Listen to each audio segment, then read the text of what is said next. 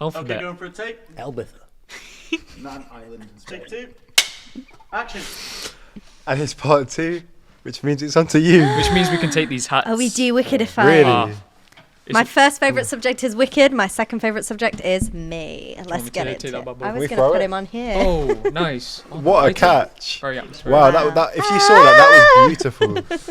Did you guys see that? No, I didn't. I just threw it and Max caught it, but it was like so elegant. Oh my god. Oh Max man, that was is wicked. elegant. He's a superhero. Yeah, it was cool. It was really cool. Oh, sorry, yeah. Back to me, Back please. to you. Yeah, Thank sorry you. about that. That's all. Lauren Moving on. Patel. Ben Stevenson-Langley, BSL. LP. LP. So what do you do exactly? Like, what's your job? Why are you here again? What do I do exactly? Wait. I would say I am an actor. I'd Okay. say I'm a believer. I bet I saw her I'm an face. Freak actor. sister. At this point in my career, an actor across everything, which is quite lucky. I'm Yeah. a stage and screen actor, and I'm a voice actor, which is very wow. exciting. Wow, I was going to say, you. What did you start in? What was the first? So, I started. I wanted to be an actor when I was a teenager. I was like, oh, I'm going to audition and try and get into drama school, which in my brain as a teenager was the only way you became an actor. And then was auditioning and wasn't getting in anywhere and was getting rejected and didn't really know what to do. And it was in my last couple of months of sixth form college, I saw an audition on openauditions.com for a film, and I thought, oh, well, I'll just send a tape in, see what happens. I'm not going to get it, but I'll just do it. And kept getting brought in. And 20 days after that, I got the job. And 20 days after that, I was filming as a lead role in Everybody's Talking About Jamie. And got my agent through that. The film came out. We went on this mad press tour and got more jobs after that. And suddenly I blinked and was an actor. And was like, whoa, mad. That's insane. I mean, looking at your like IMDb like last night, it's just like the amount of stuff that you've done in such a short period of time is amazing. Thank like you you. say, voice actor, you've got some exciting stuff coming out very soon, and then also like such a big musical to start the professional career off at least. I mean, just rewinding a bit, how did you, like for me and I think the other guys as well, like how did you even know that drama school was a thing? Did you go to like a youth theatre first or anything? I went to an acting class in Bury as a kid. It was like an improv class. It was called Carol Godby's Theatre Workshop. And a lot of Northern actors come from there, I think. And yeah, it was a lot of improv and stuff. And I just decided I wanted to do it as a career when I was 12, and I saw Wicked on the West End, and it was the woman who plays Elphaba. It was her last show, and she was like the original woman, and so she walked on stage and everyone immediately was standing ovations, screaming the house down, and I was sat there as a 12-year-old going, oh my god, I can't want believe that this to is be her me. job.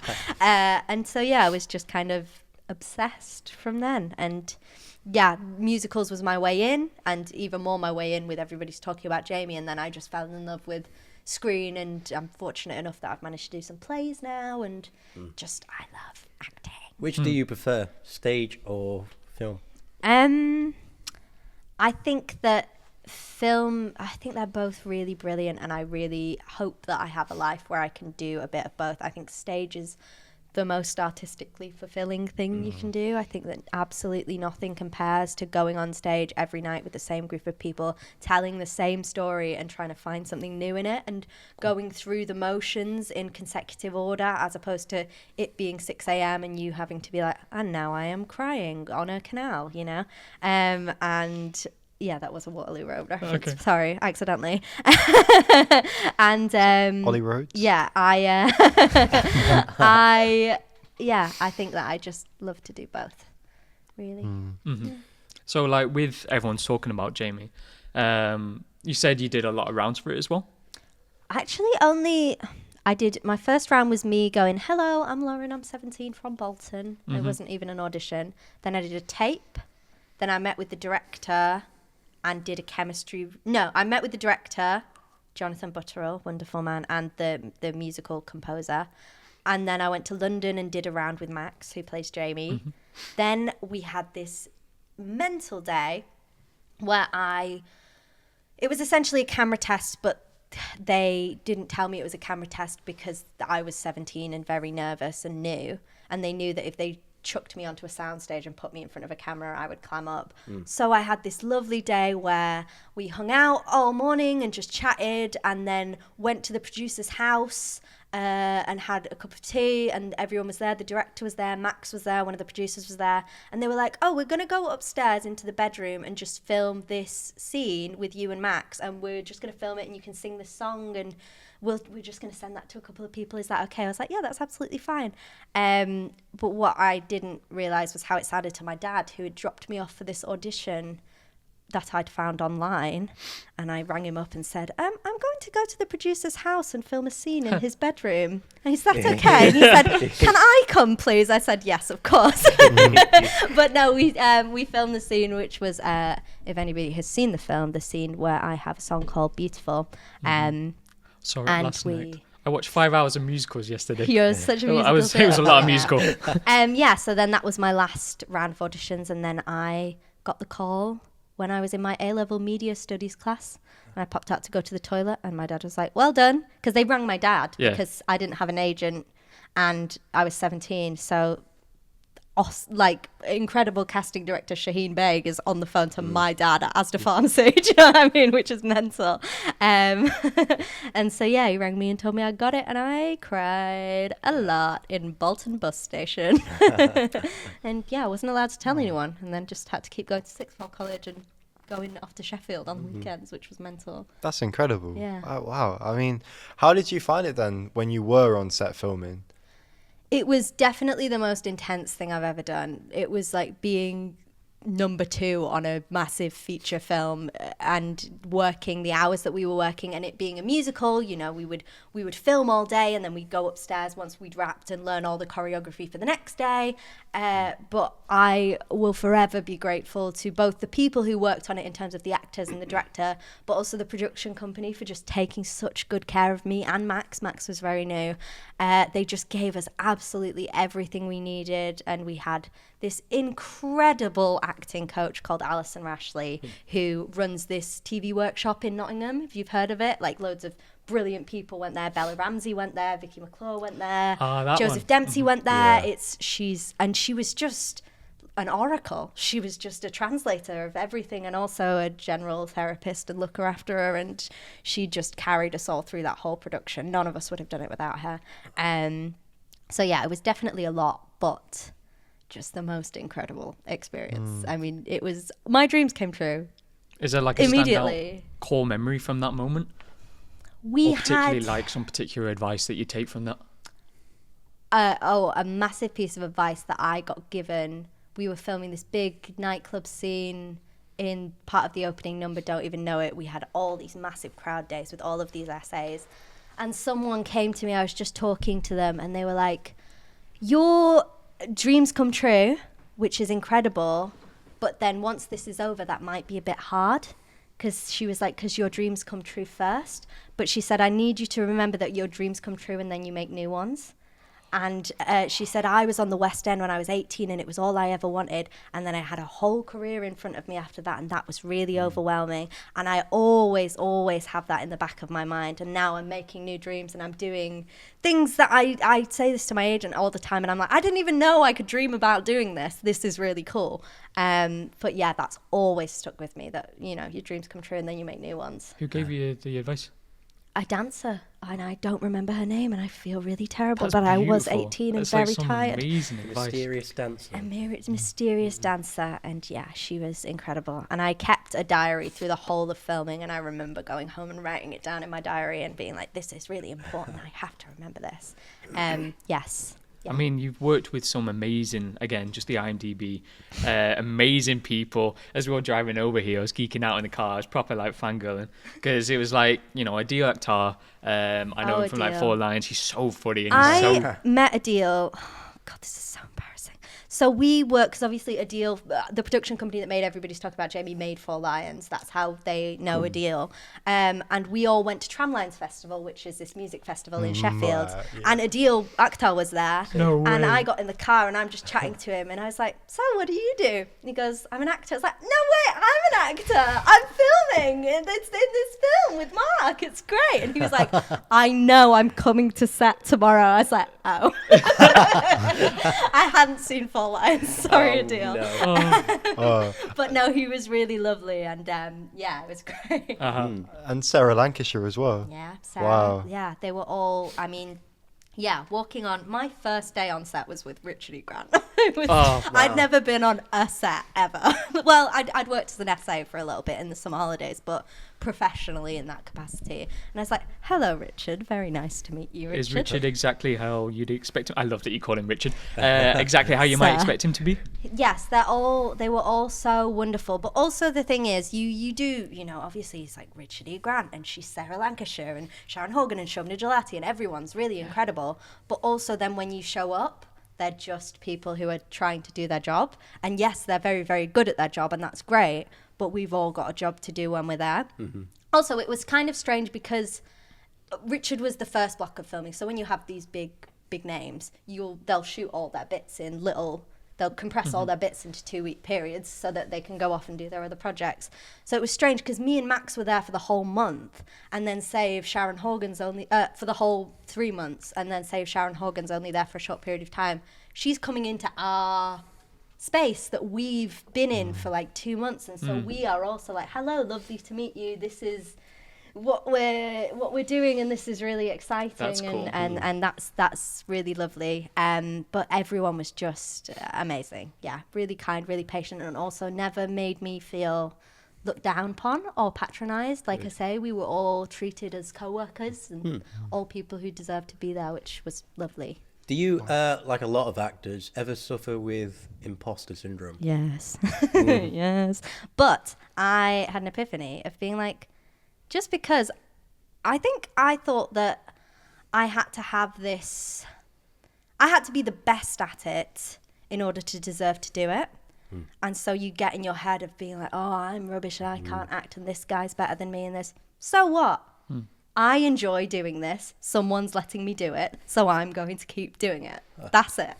If I don't believe I'm the best, if I don't believe I'm the most deserving, fine. But I am having fun. So I'm going to keep doing that as long as everyone lets me. And also, I think it's important to remember that everyone has those thoughts. Yeah. Even the people like right at the top or whatever. God, yeah. And the mind can play tricks on us.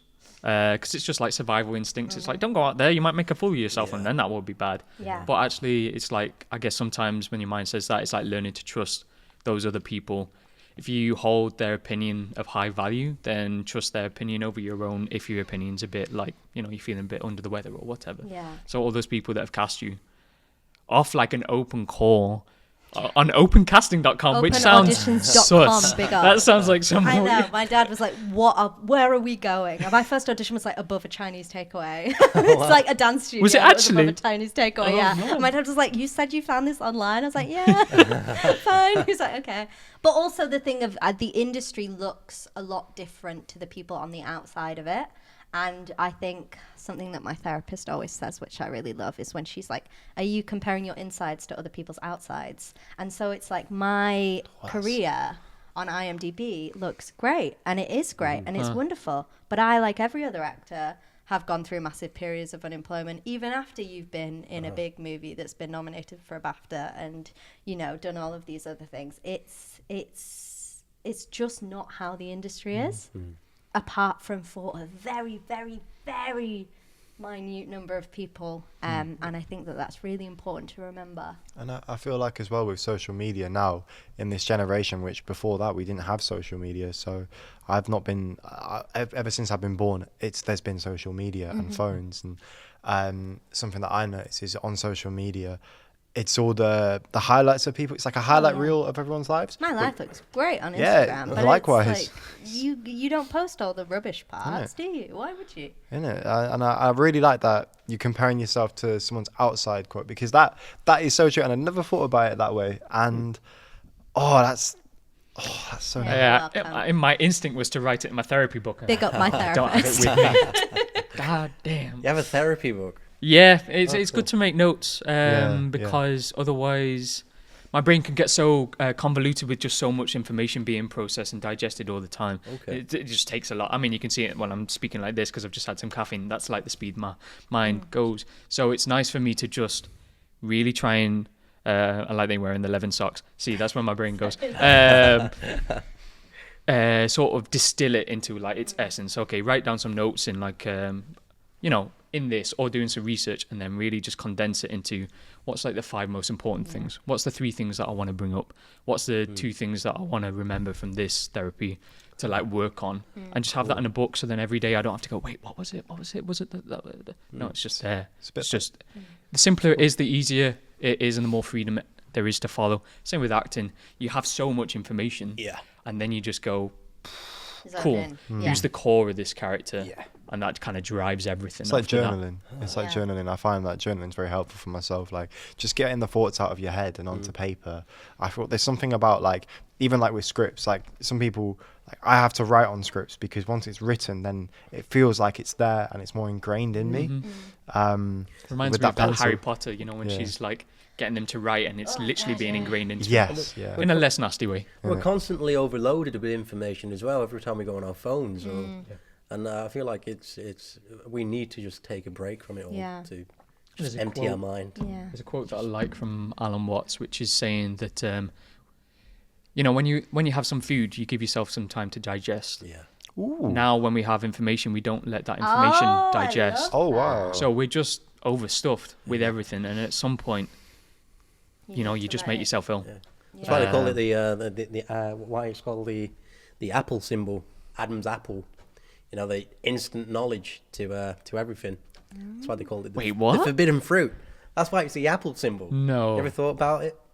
Is that I true? like that. Where did you? I mean, I where don't did you like read it. this? The internet. Wow. Yeah. I mean, where do you think? Where else? From the forbidden. From a textbook from like 1,000 years ago. From the Yeah. forbidden Before Apple fruit. was a You thing. got a That's message. cool. That's really cool. Yeah. So- Sorry, back to the subject. Back to me Back to now. me. Yeah, no. But also, sorry, no, just to say also, hit me. speaking of imposter syndrome, I started doing an ego list recently because my friends Sandy and Sarah told me to do one. And it is, you just write down when people think nice things about you, you write it down. So when you feel like a piece of shit and like nobody likes you or you're a terrible actor, you go, I got receipts. People said this. It's great. Whipping it out of the back pocket saying, No, it's lovely. Would recommend. Anyways, carry on. I just wanted to talk about your latest project. Wallace and Gromit, Wallace for a and start. Gromit. Like, what?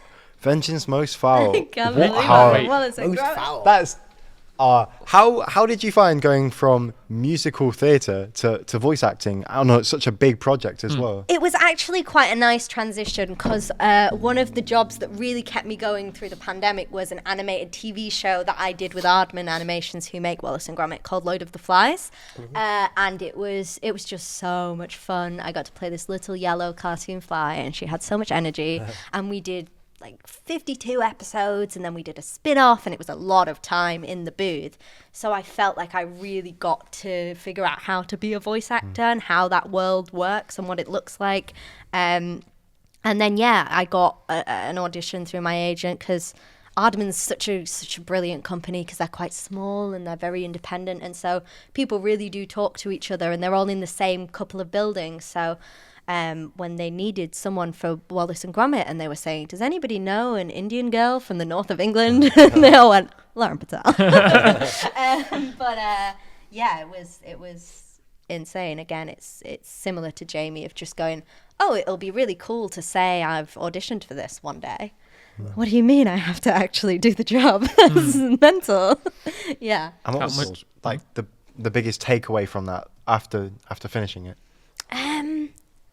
I think especially for projects like that, it's so much bigger than me. I am lending my voice in a studio for a couple of hours a month, albeit across like 2 years, which is insane.